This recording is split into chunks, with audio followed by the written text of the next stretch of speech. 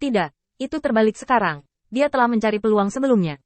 Ini membuat mata Qin Yichan menatap Gilgamesh lebih serius. Orang ini benar-benar tidak mudah. Karakter arogan seperti itu. Tetapi tahan diikat untuk bermain seperti anjing gila. Dan saya tidak tahu berapa tahun dia telah menanggungnya. Tidak hanya toleran, tetapi Gilgamesh sebenarnya sangat pintar. Ezio menyelipkannya sebelumnya. Apakah Gilgamesh benar-benar tidak melihatnya?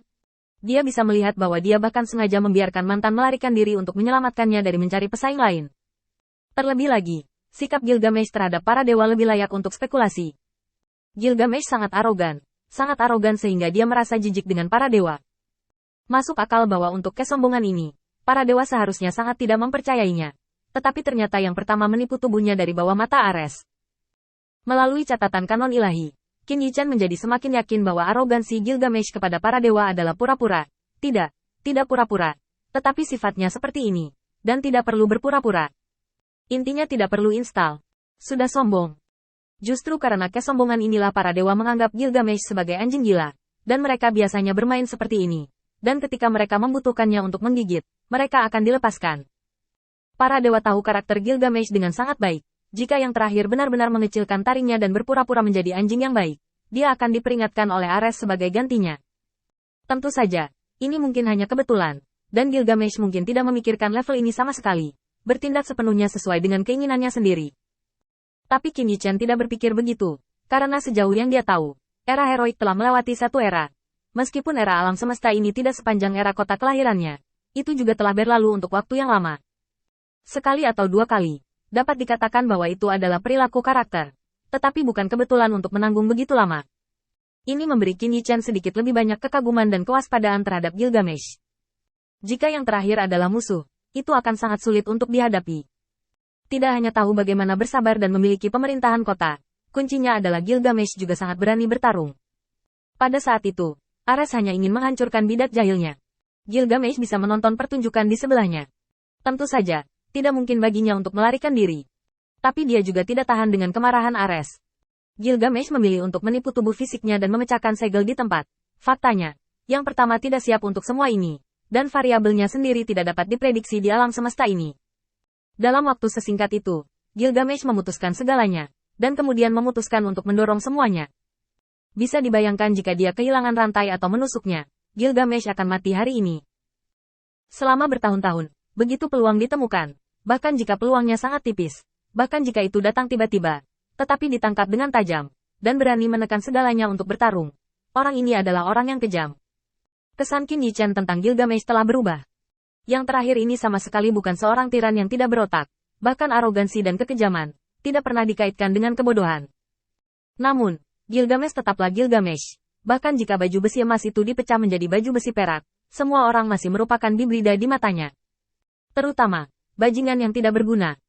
Kamu tidak akan terinfeksi oleh si idiot itu. Kamu bahkan membawa mereka berdua keluar. Gilgamesh perlahan bangkit. Kecemerlangannya sangat lemah.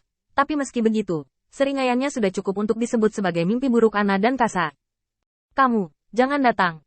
Yang diremehkan Gilgamesh adalah Ana dan Kasa, dan bahkan membuatnya marah pada Qin Yichan. Bajingan tidak berguna semacam ini juga dapat mengekspos kerumitan keberadaannya, dan menjalankannya sampai mati. Namun, apa yang membuat Qin Yichan terdiam adalah bahwa Kasa dan Ana tidak memohon belas kasihan, tidak mengenali kekuatan mereka, tidak melakukan pengampunan raja yang heroik. Saya ingin melayani drama raja yang sederhana, tapi... Tiran, waktumu telah berlalu.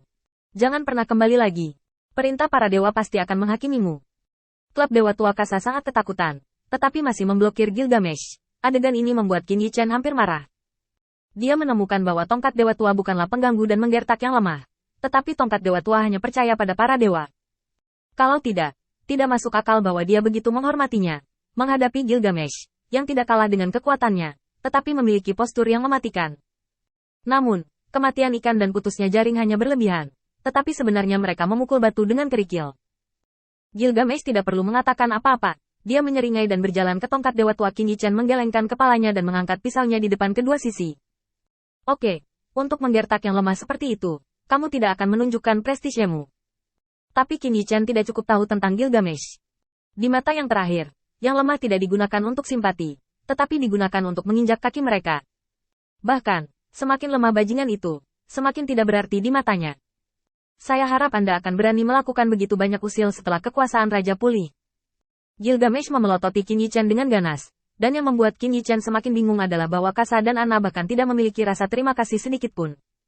Sebaliknya, Ana juga menjulurkan wajah pucat dari belakang Kasa.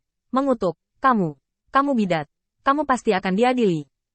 Qin Yichen menoleh. Wajahnya muram. Napasnya melonjak. Tidak kalah dengan Gilgamesh saat ini. Kamu, dengarkan baik-baik. Aku menyelamatkanmu, bukan karena imanmu teguh. Dalam hal ini, saya jamin bahwa saya, seperti rambut kuning di belakang saya, berani menjadi saya. Bahkan jika itu adalah dewa, saya harus mati. Aku hanya melihatmu dengan menyedihkan, dan tidak ingin kamu mati seperti orang idiot. Ana mengecilkan leher merah mudanya karena ketakutan, tetapi masih menolak untuk menyerah. Dia sangat percaya bahwa dimanapun dia berada, Dewa Cahaya akan memberkati mereka. Apakah kamu menyelamatkan kami? Bidat, kamu ingin membawa kami ke neraka. Qin Yichen menutupi kepalanya, hanya merasa bahwa darah mengalir ke roh surgawi. Dia salah. Dan itu akan cukup untuk membuat sakit kepala dengan seorang raja ksatria. Ana, gadis besar ini, ingin berulang kali mengujinya di ambang berubah menjadi dewa pembunuh. Aku tidak repot-repot berbicara omong kosong denganmu. Tongkat dewa tua. Aku harap usiamu tidak semua untuk dewa-dewa sialan itu. Kamu bisa pergi jika kamu mau, selama kamu tidak takut mati. Ayah baptis, kami tidak dengan Bita. Ana menggigit giginya, tetapi dia sedikit terkejut. Kali ini, dia bahkan tidak menarik ayah baptis Kasa. Saya melihat bahwa tongkat dewa tua itu ragu-ragu. Meskipun matanya penuh amarah ketika dia melihat Qin Yichen, dia bertahan untuk waktu yang lama, yang tidak sebanding dengan Ana. Ana, anakku, kami keliru melayani bidat sebagai dewa tertinggi. Tuan Nezio tidak akan memaafkan kami. Qin Yichen mencibir ketika melihatnya, bukan hanya Nizio. Jika kemarahan pria besar itu tidak ditenangkan, dia akan menggunakan adiknya sebagai karung tinju, dan adik laki-laki itu akan menemukan adiknya untuk melampiaskan amarahnya. Nizio adalah milik Ares. Adik laki-laki, dan Kasa, juga percaya pada Nezio.